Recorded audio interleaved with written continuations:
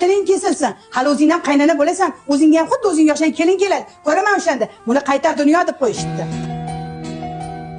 Bugun dugonalarim bilan aylanib kelmoqchi edim. Yashab onamga bormoqchiman. Ruxsat berasizmi? Uyda o'tir, bormaysan hech qayerga. Boshqa takrorlamaydi. Kechiring. Shunaqa bo'lib qoldi bir safar. Qachon hamma ishni o'zini vaqtida qilishni o'rganasiz? Nimaga doim menda shunaqa bo'ladi? Hammasi chappaga ketadi. Nima xohlasam ham bo'lmayapti. Nima uchun? Menga qara, ertalabdan qaynonam meni yomon ko'radi deb turding. Eringdan ruxsat so'rashdan oldin, baribir ruxsat bera olmaydilar deb o'zingga o'zing aytib yurding. Ishxonaga borgandan keyin boshliqni ko'rishga ko'zing yo'q. Negativ iching to'lib ketgan. Hammani yomon ko'ryapsan. Hamma narsani bo'lishdan oldin o'zing o'ylab rejalashtirib olyapsan. Shuni so'rayapsan, yaratgan senga shuni beryapti.